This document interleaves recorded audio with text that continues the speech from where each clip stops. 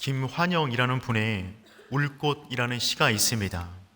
그 시의 내용이 다음과 같습니다. 할머니 어디 가요? 예배당 간다. 근데 왜 울면서 가요? 울려고 간다. 왜 예배당 가서 울어요? 울 데가 없다. 울꽃이라는 시인데요, 저는 교회를 울꽃으로 표현한 이 표현이 너무 좋습니다. 여러분, 교회는 울꽃입니다. 세상이 이렇게 넓은데 막상 그렇게 울꽃을 찾으려면 울 데가 없습니다. 그런데 교회는 우리가 아무리 혼자 남아서 울어도 가장 안전한 공간이 되는 줄 믿습니다. 지난 리더십 컨퍼런스 때였어요. 그때 한 코너 가운데 오륜교회는 이라고 하는 코너가 있었습니다. 어떤 순서였냐면 포스트잇을 놔두고 오륜교회는 이라고 써있는 곳에 오륜교회를 생각하는 단어를 써넣는 그런 시간이었습니다. 그런데 미리 누군가 써놓으면 저와 설교 목사님이 몇 개 뽑아가지고 그것을 좀 소개하는 그런 시간이었는데, 제가 가장 먼저 선택한 그 포스트잇은 무엇이었냐면 곽티슈였습니다. 오륜교회는 곽티슈다. 저는 그 표현이 너무 좋더라고요. 저는 처음에 오륜교회 왔을 때 뒤에 곽티슈 진짜 많았거든요. 그래서 교회 안에 축농증 환자 많은 줄 알았습니다. 근데 그게 아니었더라고요. 예배 한번 드리니까 이유를 알게 되었습니다. 오륜교회는 정말 눈물이 많은 교회였습니다. 저는 그 표현이 너무나 좋습니다. 오륜교회는 곽티슈다. 근래에 들어서 많은 사람들과 대화할 때 한국교회를 향한 우려 섞인 이야기를 하는 것을 종종 듣습니다. 종합하면 다음과 같은 내용이에요. 지금 이 시대에도 교회가 여전히 소망인가? 이 질문에 대해서 답을 하자고 한다면 마음이 때로는 답답하고 머릿속이 복잡해지는 것도 사실입니다. 하지만 여러분, 분명한 것은 교회가 이 땅 가운데 울 곳이라면, 여전히 모든 사람이 나와서 울 수 있는 공간이라면 교회는 여전히 소망이 되는 줄 믿습니다. 그 눈물이 죄에 대해서 통해 자복하는 눈물이며, 그 눈물이 구원에 대한 감사의 눈물이고, 그 눈물이 이 땅에서 경험하는 상처와 아픔에 대한 눈물이며, 그 눈물이 그 상처에 대해서 씻어주시는 하나님의 은혜에 대한 감사의 눈물이라면, 그래서 교회 가운데 눈물이 흥건하고 그 눈물을 닦아주시는 하나님의 은혜가 충만하다면 교회는 여전히 이 땅 가운데 소망이 되는 줄 믿습니다. 저는 오륜교회가 그런 교회 되기를 소망합니다. 여러분, 여전히 교회는 소망입니다. 특별히 오늘 본문의 말씀은 교회가 왜 여전히 소망일 수밖에 없는가 하는 부분을 너무나 분명하게 말해주고 있습니다. 오늘 그 부분을 한번 살펴보았으면 좋겠어요. 2024년도에도 지금도 왜 교회가 소망입니까? 첫 번째, 하나님은 교회를 통해서 일하시기 때문에 그렇습니다. 여러분, 교회가 여전히 소망인 이유는 너무나 분명합니다. 하나님이 교회를 통해서 역사하시기 때문에 그렇습니다. 사도행전 전체는 이 부분을 너무나 명료하게 우리에게 말해주고 있어요. 한번 정리해 볼까요? 사도행전 1장 가운데 예수님의 승천을 경험한 사람들이 함께 모여 기도하기 시작합니다. 그래서 사도행전 2장 가운데 성령의 충만함을 경험하게 되고 예루살렘 교회가 탄생하게 되었어요. 그들은 즉시 나가서 복음을 전하기 시작합니다. 그러자 3장에 가자 베드로와 요한이 성전에 올라가는 가운데 미문 가운데 앉아있던 한 병자를 예수의 이름으로 이렇게 세우게 되죠. 예수의 이름으로 이렇게 세웠는데 법정에 끌려갑니다. 법정에 간 그들은 자신을 변호하는 것이 아니라 그 안에서 예수의 십자가와 부활만 전하게 됩니다. 영광 받으시는 장면이에요. 그러자 5장에서 아나니아와 삽비라가 등장해서 교회 가운데 은과 금의 논리를 심어 놓으려고 애를 씁니다. 하지만 그 순간에 하나님의 영광이 교회 가운데 비쳤고 그 둘이 그 자리에서 죽는 일이 벌어져요. 그러자 교회 가운데 하나님을 경외하는 경외감이 그 지역 가운데 가득 차게 됩니다. 6장에서 7집사를 선택했어요. 그 집사님들이 임명받자마자 곳곳에 나가서 예수의 이름을 전파하기 시작합니다. 그 중에 한 사람 스데반이 7장에 가자 사도행전 가운데 가장 긴 성경 말씀으로 설교를 하기 시작하죠. 그 설교를 들은 사람들이 이를 갈며 돌을 들어서 스데반을 쳐 죽입니다. 근데 그 마지막에 스데반은 예수 그리스도를 증거하다가 그분을 눈으로 보게 되죠. 열린 하늘 가운데 자기를 응원하시는 예수 그리스도를 눈으로 목격하는 가운데 천국으로 입성하게 됩니다. 스데반이 죽은 이후에 8장부터 대대적이고 조직적인 핍박이 예루살렘 교회 가운데 가득 차게 되었어요. 그러자 교회는 흩어지기 시작합니다. 성경에 보면 150개국 이상으로 흩어지게 되는데 그들은 그냥 흩어진 것이 아니라 흩어진 모든 곳곳 가운데 예수 이름 전하고 교회를 세우기 시작합니다. 그리고 교회가 그 땅을 변화시켜 나가요. 그 중에 한 사람이 빌립이었죠. 빌립은 사마리아 성 가운데 가서 놀라운 영적 대부흥을 일으킵니다. 사마리아 성 가운데 있던 시몬, 마수사 시몬을 영적 권세로 압도하고 그 가운데 놀라운 하나님의 일을 일으키게 되죠. 빌립은 그 이후에 성령의 인도하심을 받아 광야 가운데로 들어갔는데 광야 가운데 에티오피아의 국고를 맡은 네시를 만나게 돼요. 그에게 복음을 전하고 그 자리에서 세례를 베풉니다. 그리고 빌립은 또한 성령의 인도하심을 따라서 가이사라까지 가서 복음을 전하게 돼요. 상황이 이렇게 되자 사도행전 9장으로 갔더니만 어떤 일이 벌어지냐면 예루살렘에서 다메섹까지 240km가 떨어져 있는데 그곳에도 예수 믿는 사람이 있다, 교회가 있다라고 하는 정보가 사울에게 들어가게 되죠. 사울은 마치 눈이 뒤집힌 사람처럼 그들을 잡겠다고 240km를 달려갑니다. 예수 믿는 사람을 잡으러 갔던 그는 도리어 예수에게 붙잡힌 자가 되죠. 3일 만에 다시 눈을 떴을 때 그는 완전히 다른 사람이 되었어요. 예수 믿는 사람을 죽이는 칼이 아니라 복음을 위한 의의 병기로 변화되었습니다. 그래서 그는 만나는 모든 사람들에게 복음을 전하기 시작했어요. 그리고 아라비아로 가서 3년 동안 무명의 시간을 보내고 다시 다메섹에 들어와서 복음을 전하니까 아라비아에 있는 왕이 사울을 잡기 위해서 군사를 보내어서 사울이 도망치려고 광주리를 타고 벽을 타고 도망가게 되죠. 그리고 예루살렘으로 들어가게 됩니다. 3년 만에 예루살렘에 복귀한 사울, 그를 믿어주는 사람이 아무도 없었죠. 그러자 바나바가 나와서 중재하기 시작합니다. 그리고 2주간 약 15일 동안 베드로와 함께 복음에 대한 말씀을 나누면서 그는 예루살렘에서도 복음을 전하기 시작해요. 그러자 이제는 예루살렘에 있는 유대인들이 사울을 죽이기 위해서 그를 찾아다닙니다. 그러자 사울은 다시금 자신의 고향이 되는 길리기아 다소로 도망을 칩니다. 그리고 8년이 지나요. 처음 듣는 이야기 아니죠? 4개월 동안 나눴던 이야기입니다. 여러분, 여기까지가 우리가 읽은 본문의 앞상황이에요.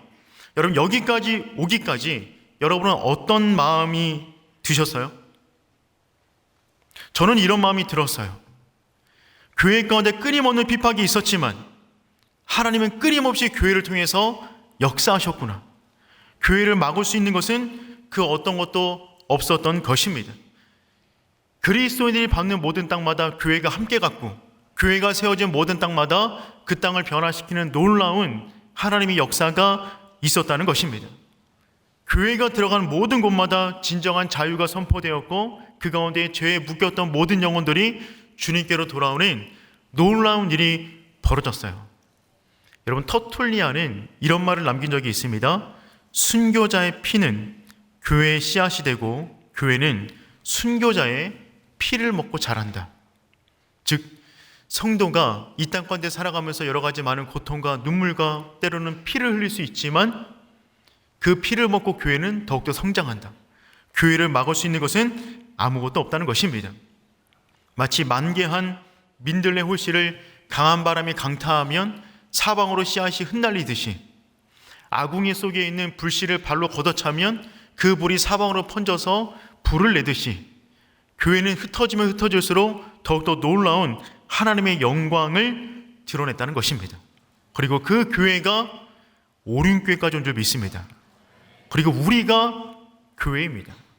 그러니 여러분, 교회가 이 땅의 소망인가? 이 말은 달리 말해서 내가 이 땅의 소망이 될 수 있는가? 라고 하는 질문과 똑같은 질문이에요.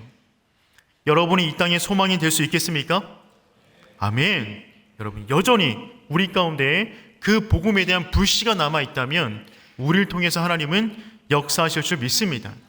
그래서 지금까지 우리가 앞에서 살펴봤던 모든 것에 대한 결론이 무엇이냐면 우리 31절 말씀에 나와 있어요. 우리 31절 말씀 함께 읽어보겠습니다. 그리하여 온 유대와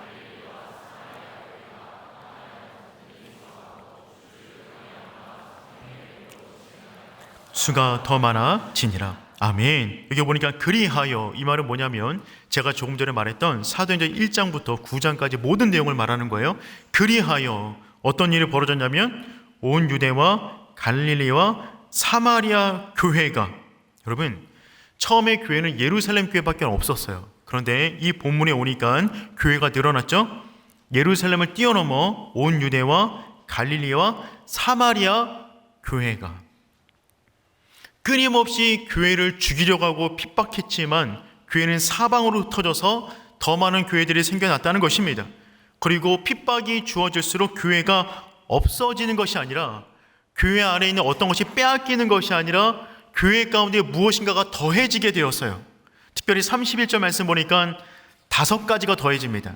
뭐가 더해지냐면 평안과 든든히 서가고 경외함과 성령의 위로와 성장하게 되었더라. 여러분, 핍박이 가해졌는데 교회 안에 있는 어떤 것이 빼앗기는 것이 아니라 교회 가운데 더욱더 5가지가 공급되게 되었습니다. 즉, 고난은 교회를 무너뜨리는 도구가 아니라 교회를 단단하게 다지는 도구가 되었다는 거예요. 그 5가지가 뭐예요? 첫 번째, 교회 안에 평안이 가득했습니다. 이 평안은 세상에서 누릴 수 없는 평안이에요. 하나님이 직접 주시는 평안입니다. 두 번째, 교회는 더욱더 든든히 서갔어요. 즉, 교회가 서갔다는 말은 무슨 말이냐면 교회 안의 성도들이, 그들의 인생이 든든하게 서갔다는 말입니다. 세 번째, 교회 안에 경외감이 가득했어요. 그 교회를 바라보는, 그 성도를 바라보는 사람들의 눈빛 가운데 저들은 다른 사람이구나, 저들은 차원이 다른 존재구나 라고 하는 남모를 깊은 경외감이 느껴졌다는 것입니다. 네 번째, 교회 가운데 성령의 특별한 위로가 가득했어요. 믿음으로 살아가다가 눈물 흘릴 일이 많은데 그 모든 눈물에 대한 위로가 교회 가운데 가득했다는 것입니다. 그래서 결국 교회는 어떻게 되었냐면 계속해서 성장해 나갔어요. 여러분, 이것이 사도행전까지 나와 있는 교회들의 모습이며 또한 이 땅의 교회들의 모습이 될 줄 믿습니다. 하나님은 지금도 교회를 통해서 사도행전에 나와 있던 교회들의 그 영광을 지금도 진행하고 계시는 줄 믿어요. 여러분, 한국 교회는 그와 같은 하나님의 은혜 가운데 세워진 교회입니다. 잠시 한국 교회 이야기를 말씀드리도록 할게요. 여러분, 17세기 독일에서 경건주의 운동이 일어났습니다. 종교개혁 이후에 개신교가 많이 움츠러들었는데 17세기에 일어난 독일의 경건주의 운동은 다시 한번 개신교를 붐업시켜 놓았어요. 그때 그 경건주의 운동이 할레 대학을 중심으로 이루어졌는데 그 할레 대학에서 은혜를 많이 받은 청년 카를 귀출라프가 동아시아를 향한 선교의 마음을 품습니다. 그래서 동아시아 지역에 와서 여러 가지 지역에서 선교를 하다가 조선 땅을 방문하게 돼요. 그래서 조선에 들어가서 선교 가능성을 연구했습니다. 그런데 귀칠라프는 선교를 직접 하지는 못했고 조선 땅을 발로 밟고 선교 가능성을 연구했어요. 그 이후에 귀칠라프가 자신의 나라에 돌아가서 항해기라는 책을 씁니다. 그 항해기를 읽은 영국의 한 젊은 대학생이 있었습니다. 그 젊은 대학생이 귀칠라프가 썼던 항해기라는 책을 읽고 다시 한번 동양에 대한 마음을 가지고 선교하기 시작해요. 그 사람이 누구냐면 1866년 대동강을 통해서 우리나라 처음에 들어온 토마스 선교사입니다. 그 토마스 선교사는 원래 중국을 선교하기를 원하는 마음이 있었어요. 아내와 함께 중국에 내렸는데 아내가 임신 중에 있었습니다. 그런데 중국의 기후와 풍토병을 이기지 못하고 아내가 그만 먼저 죽게 돼요. 그 마음이 너무 상심하게 되었는데 마침 선배 선교사와의 관계가 틀어지면서 그는 사직서를 쓰게 됩니다. 굉장히 방황을 하고 있는 그 가운데 어떤 소식을 듣게 되냐면 조선이라는 땅이 있는데 그 땅에 예수 믿는 사람이 한 명도 없다라고 하는 소식을 듣게 돼요. 그러자 토마스 선교사는 조선이라는 땅 가운데 복음을 전하기 원하는 마음이 불일 듯 일어납니다. 그런데 그쯤에 조선에는 쇄국 정치가 있었어요. 그래서 그 당시 천주교가 먼저 들어와 있었는데 천주교를 향한 대대적인 탄압이 있었습니다. 그쯤에 토마스 선교사가 1866년 제너럴 셔먼호를 타고 대동강변을 통해서 거슬러 올라옵니다. 그는 통역사로 함께했어요. 그런데 배가 갑자기 자초하게 되었고 조선에 있는 군병들이 화살과 대포를 쏘기 시작했고 그 배가 침몰해 나갔습니다. 그때 대부분의 사람들이 죽었는데 헤엄을 쳐서 나왔던 사람들은 해변가에서 조선의 군관들에게 붙잡혀서 전부 다 죽임을 당했어요. 토마스 선교사 역시 성경책을 하나를 갖고 나왔는데 나오자마자 붙잡히게 됩니다. 그래서 박충건이라고 하는 군관에게 붙잡혀서 참수를 당하기 일부 직전에 그에게 가지고 왔던 한문 성경책을 던져요. 제발 받아달라고. 그리고 그 자리에서 죽임을 당해요. 여러분, 토마스 선교사 그때 나이가 26살이었습니다. 일평생 선교를 해서 준비했지만 그가 한 것은 성경책 몇 권을 남겨두고 죽은 것밖에 없어요. 그런데 하나님은 그 가운데서도 여전히 일하셨어요. 토마스 선교사가 가지고 온 한문 성경책 몇 권이 해변가에 널브러져 있었는데 그때에 최치랑이라고 하는 11살짜리 소년이 있었습니다. 그 소년이 3권을 가지고 가요. 그 당시 종이가 굉장히 귀했거든요. 나중에 알고 보니까 그 성경책이 금서, 보면 안 되는 책이라는 것을 알게 되고 너무나 두려워서 평양의 영주지사가 되었던 박영식에게 그 성경책을 건네줍니다. 박영식은 그 성경책을 보자마자 너무 좋았어요. 왜냐하면 종이질이 너무 좋았어요. 더군다나 성경책이 단면만 인쇄가 되어 있었습니다. 한 면만 되어 있고 뒷면은 그냥 백지예요. 더군다나 이 묶어놓은 성경책이 이쪽에 보니까 실로 꼬매놨는데 실만 풀으면 너무나 좋은 종이인 거죠. 그래서 그 종이를 가지고 자기 집을, 자기 방을 도배하기 시작합니다. 좌우면을 도배했어요. 남았어요. 천장과 바닥까지 도배했어요. 그래서 역사상 최초로 평양 가운데 사방이 성경으로 도배된 집이 탄생하게 됩니다. 여러분, 그 가운데 박영식이 앉아있는데 이쪽에 보니까 성경 말씀이 비춰지는 거예요.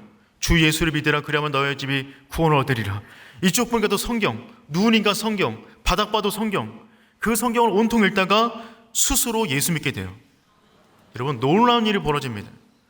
나중에 그 집을 최치량이 매입해요. 성경책을 주었던 그 꼬마가 자라서 그 집을 매입합니다. 최치량이.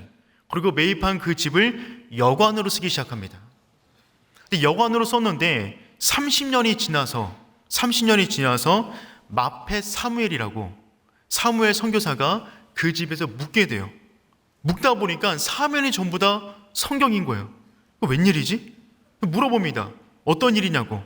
최치량이 11살 때 성경을 주었던 이야기, 박영식이 때 팔았던 이야기, 그 이야기를 쭉쭉 읽는 거죠. 그리고 그 순간에 마펫 선교사는 보통 일이 아닌 것을 감지하게 돼요.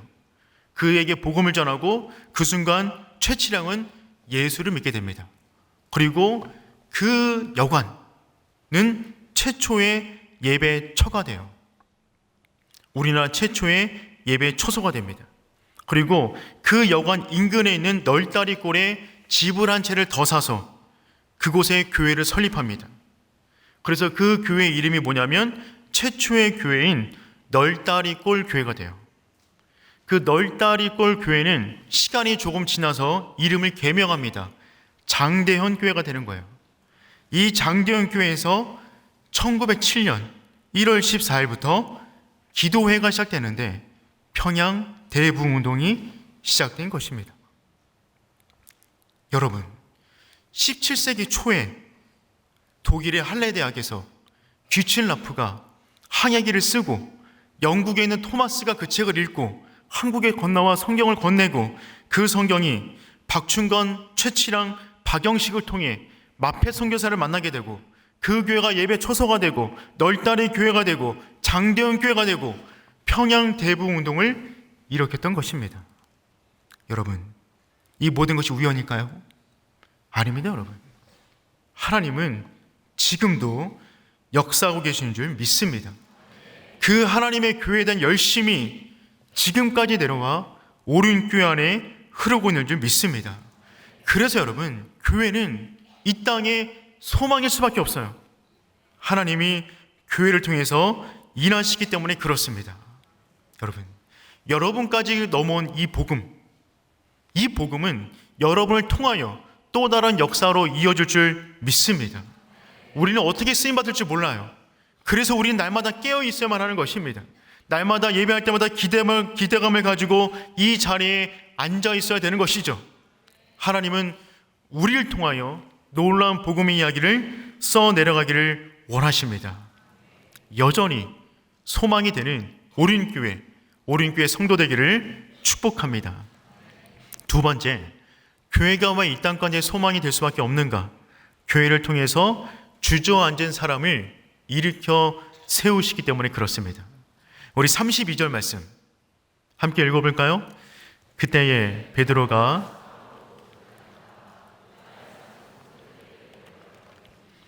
교회가 여전히 소망인 것은 여러분, 주저앉은 모든 영혼을 교회를 통하여 일으켜 세우시기 때문에 그렇습니다. 여기 보니까 그때에, 이 말은 무슨 말이냐면 예루살렘 교회의 핍박이 어느 정도 안정화되었을 때에 라는 의미예요. 예루살렘 교회가 핍박 가운데 있었을 때 사도들은 교회를 지켰어요. 하지만 교회가 안정화되자 이제는 움직이기 시작합니다. 그래서 베드로가 사방을 두루다니며 지역을 살피기 시작해요. 그 가운데 그는 루다라는 곳에 가게 됩니다. 루다는 예루살렘에서 40km 떨어진 도시예요. 그런데 그 루다에 가보니까 교회가 있는 거예요. 웬일이지? 누군가 가서 흩어진 기독교인이 루다까지 내려가서 복음을 전했던 것입니다. 누구인지는 알지 못하지만 그곳에서 하나님은 역사하셨던 것이죠. 그런데 그 루다라는 곳에 중풍병으로 8년째 누워있는 애니아를 만나게 됩니다. 33절 말씀 읽어볼까요? 거기서 애니아라는 사람을 만나매 그는 중풍병으로 침상 위에 누운 지 8해라. 여러분, 애니아라고 하는 이름의 뜻은 찬양하다, 칭찬하다 라고 하는 이름이에요. 이름이 너무나 예쁘죠? 애니아. 근데 자매가 아니라 남자입니다. 그런 그가 8년째 움직이지 못하고 중풍으로 침상에 누워 있었어요. 무기력하게 앉아있는 것입니다. 누워있는 거예요. 8년 동안 누워있으면 모든 근육이 소실되어서 자기 힘으로 일어나려고 해도 일어날 수가 없습니다.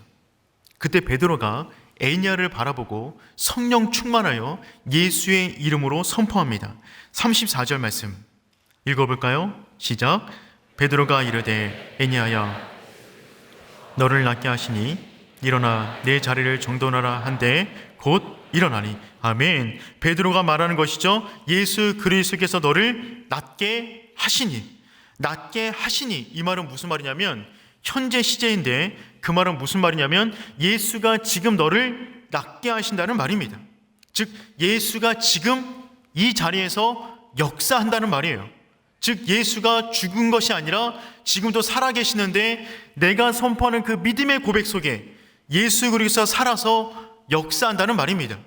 여러분, 이 고백은 너무나 중요해요. 이 고백은 예수님의 치유 사건에 대한 대자뷰예요.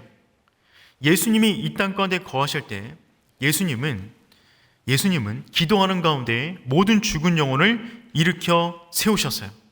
베드로는 지금 예수님이 이 자리에 서 있는 것처럼, 자기는 그냥 스피커인 것처럼 예수께서 너를 낫게 하기를 원하신다 라고 하는 그 믿음을 선포하고 있는 것입니다. 즉 베드로의 존재 방식은 예수로 사는 거예요. 예수의 확성기예요. 예수의 발이에요. 예수의 눈이에요. 그는 지금 자기 입으로 말하고 있지만 예수가 말하고 있는 것입니다. 예수의 이름을 선포할 때 그 믿음의 고백과 함께 예수 이름에 걸맞는 능력이 나간다는 것이죠. 여러분, 이 믿음은 너무나 중요합니다. 그 믿음 위에 모든 주저앉은 영혼들이 일으켜 세움을 받기 때문에 그렇습니다. 여러분, 교회는 그런 곳입니다. 교회는 그러하게 여전히 이 땅 가운데 소망이 되는 줄 믿습니다. 모든 주저앉은 영혼들을 일으켜 세우는 곳으로 하나님은 교회를 정하셨어요. 여러분, 베드로의 이름이 아니에요. 그의 어떠함이 아니에요. 중요한 것은 예수 이름으로 말하는 것이죠. 베드로로 보자 그러면 그는 정말 아무런 능력도 행할 수 없는 가장 연약한 자입니다. 그는 예수님을 3번이나 부인했어요. 부활하신 예수를 만나고도 고기나 잡으러 가자, 자신의 옛 삶으로 돌아갔던 사람입니다. 하지만 그가 예수 이름으로 선포하자 예수 이름에 걸맞는 놀라운 일이 그의 삶 가운데 끊임없이 벌어지게 되는 것을 보게 됩니다. 모든 기적은 예수의 이름으로 예수가 직접 일으키는 것입니다. 바라기는 우리가 그러한 복의 통로로 쓰임받기를 소망해요.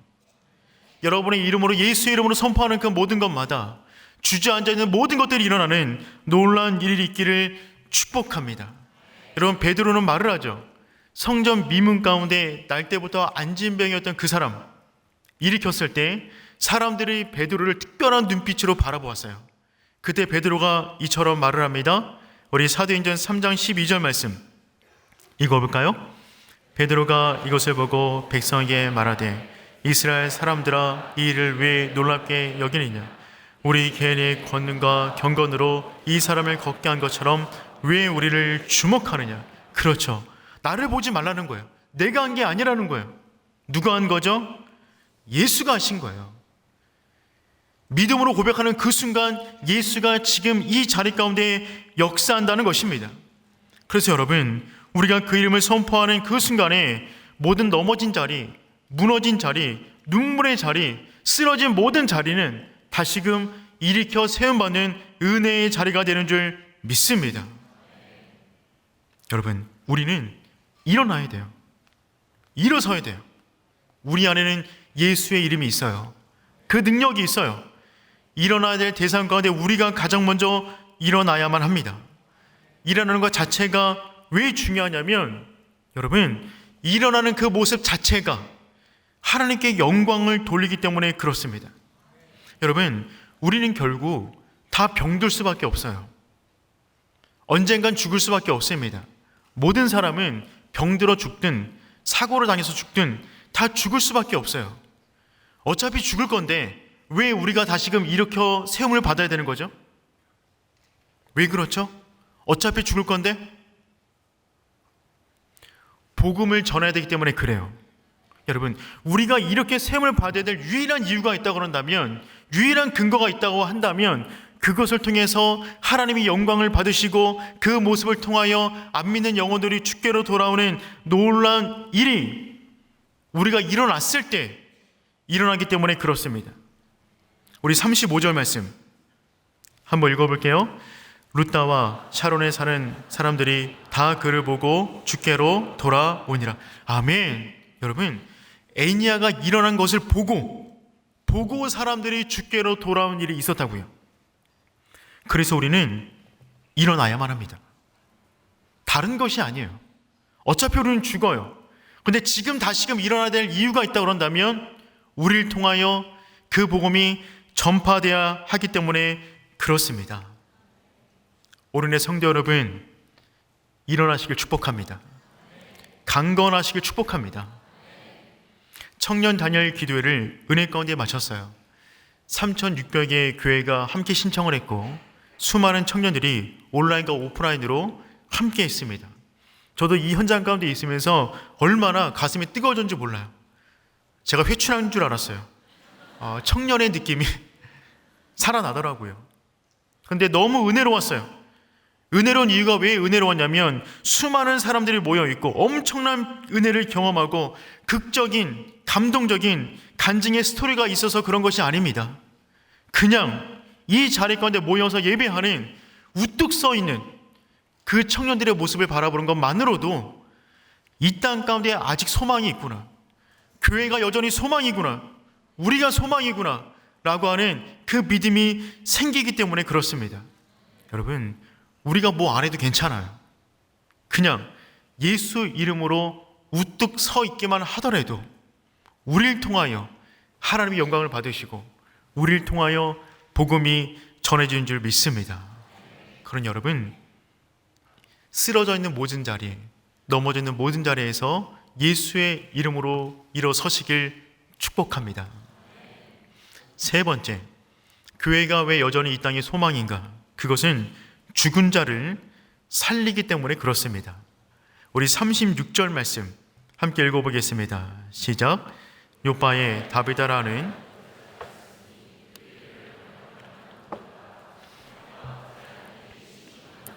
아멘.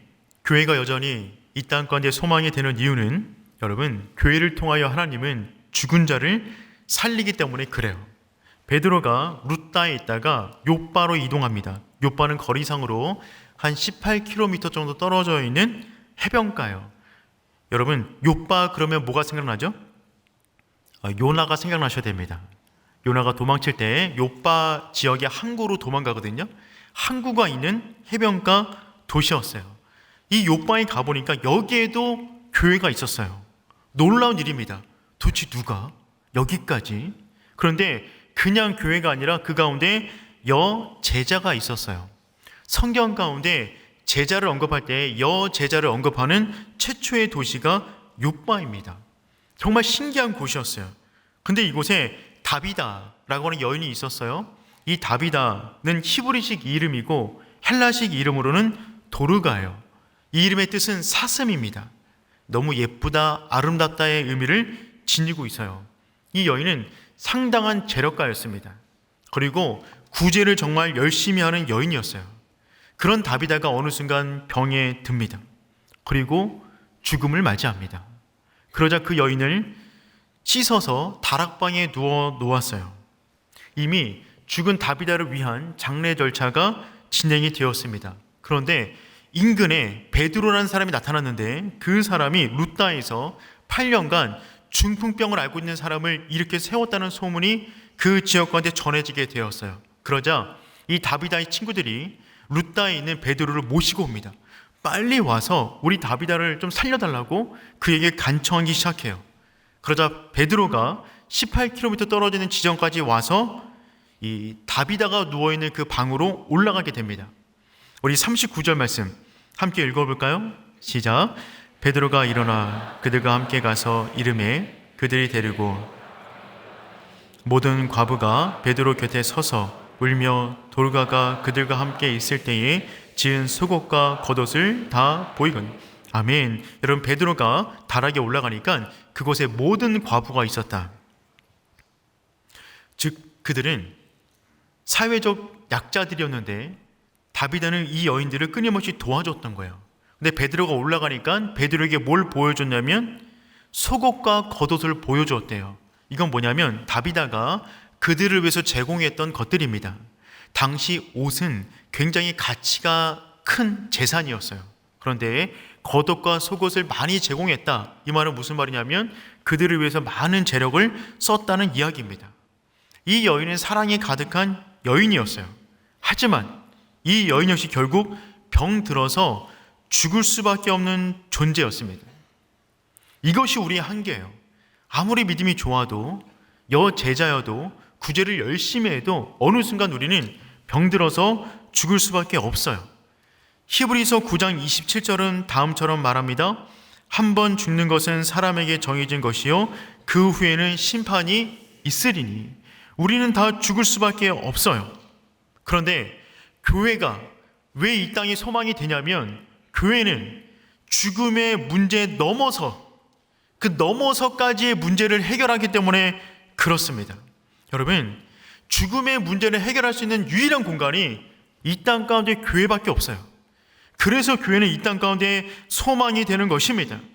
죽음의 문제뿐만 아니라 죽음 너머에 있는 심판의 문제까지 해결해요. 요한복음 5장 24절 읽어볼까요? 시작.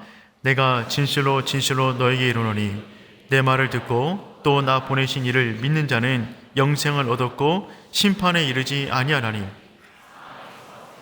옮겨졌느니라. 아멘. 여러분, 교회는 죽음의 문제를 해결할 뿐만 아니라 그 안에 예수 그리스도를 만난 모든 영혼들은 죽음 이후에 맡게 될 모든 심판에서 면제가 되는 줄 믿습니다.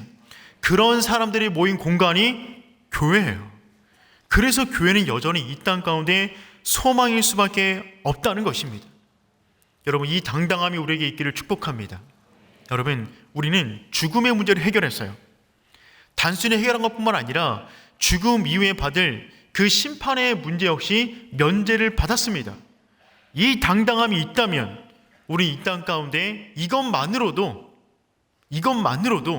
행복하고 감사하고 능력 있는 삶을 살아야 되는 것이죠.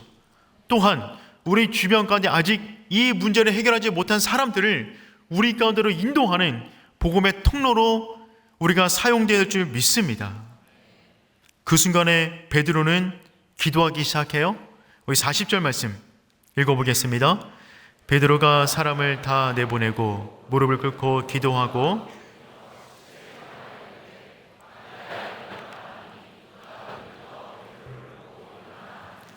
아멘. 여러분, 베드로는 사람들을 다 내보냅니다. 그리고 다비다 시체를 앞에 두고 등을 돌린 채 무릎을 꿇어서 예수의 이름으로 기도하기 시작해요.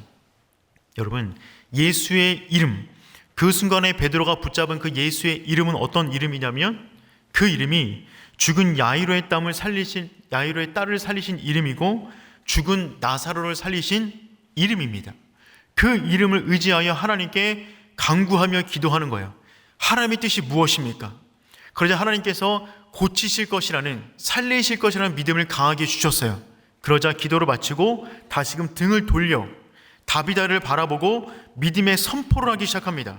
그 선포는 무엇이냐면 다비다야 일어나라. 원어로 보면 다음처럼 되어 있어요. 다비다 쿰. 따라해 볼까요? 다비다 쿰.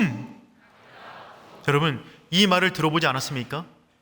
예수님께서 살아계셨을 때 예수님이 회당장 야이로의 딸을 구하실 때 그를 찾아가 외치신 말씀이 무슨 말씀이냐면 달리다굼이에요. 마가복음 5장 41절 말씀 읽어볼까요? 그 아이의 손을 잡고 이르시되 달리다굼 하시니 번역하면 내가 소녀야 일어나라 하심이라.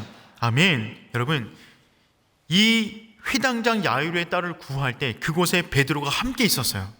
그리고 예수님이 기도하시면서 달리다굼을 외쳤을 때 놀라운 일이 벌어진 것을 그는 두 눈으로 목격했습니다. 아마 베드로는 기도하는 가운데, 예수의 이름 붙잡고 기도하는 가운데 예수님이 주신 감동을 가지고 그분이 마치 외치듯이 그 이름을 불러 외치는 거예요. 다비다 굼. 예수님은 달리다 굼. 알파벳으로 보면 한 단어만 달라요. 다비다 굼, 달리다 쿰. 다비다야 일어나라. 베드로는 마치 그 순간에 예수님이 계신 것처럼 확성기가 되어 예수의 이름으로 선포하고 있는 것입니다. 그 순간에 다비다는 놀랍게 살아나게 됩니다.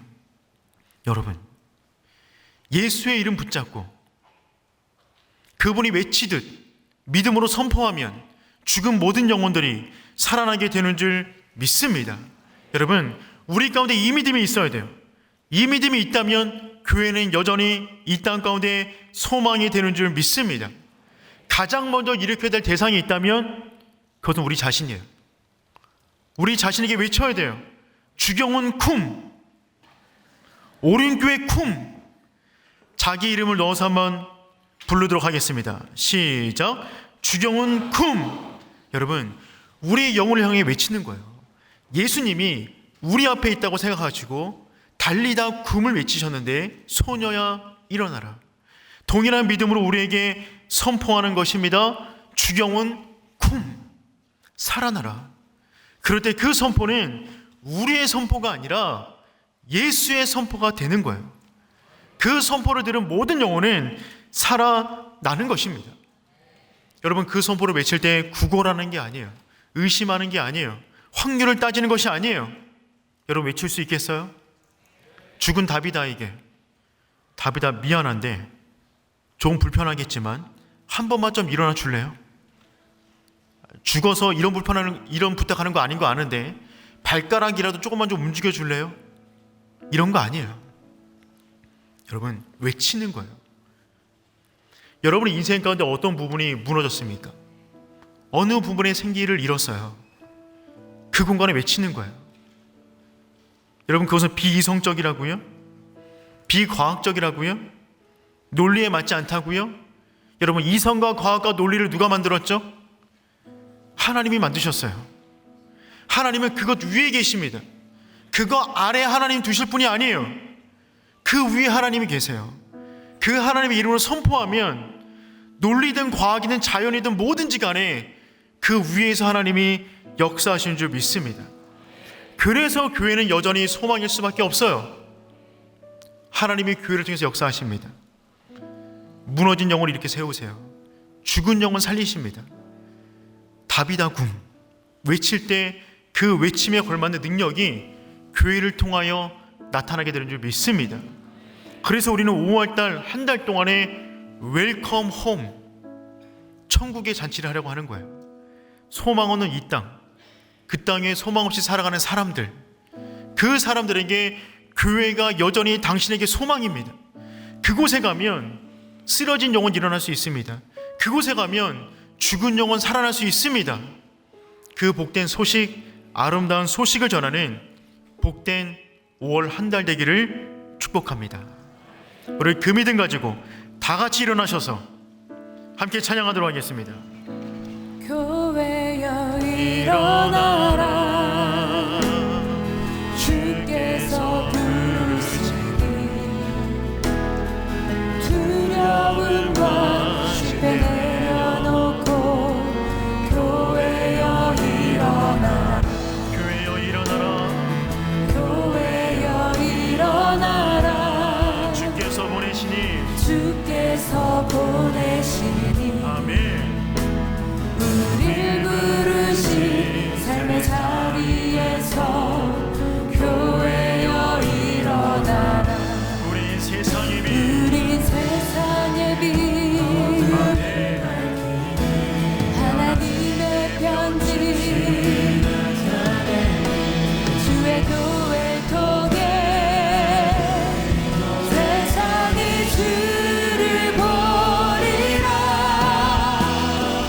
일어나라, 아버지 사랑으로,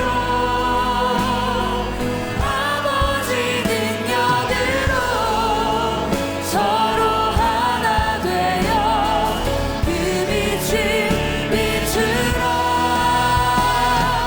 노래하라 아버지의 사랑을, 아버지의 크심을 이 삶의 노래로 주님을 나타내라.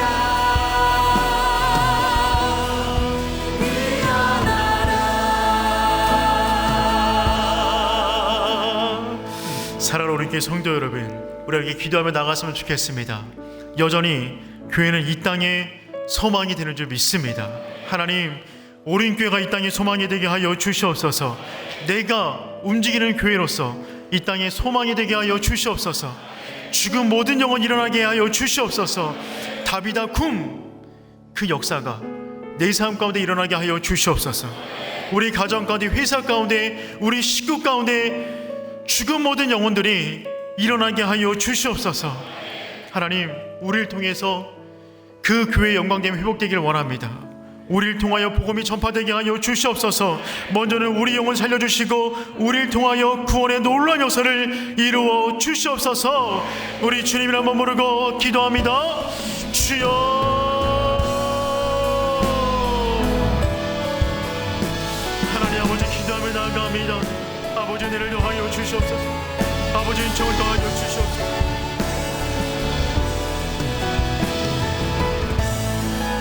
하나님 아버지, 역사하여 주시옵소서. 교회여 일어나라, 교회여 일어나라. 우리가 이 땅에 소망이 되는 줄 믿습니다. 주님께서 부르십니다. 믿음으로 달려나가게 하여 주시옵소서. 감격하게 하여 주시옵소서. 살아나게 하여 주시옵소서. 이 땅에 소망이 되게 하여 주시옵소서. 너희가 감사합니다. 놀라운 역사를 이루어 주시옵소서. 역사하여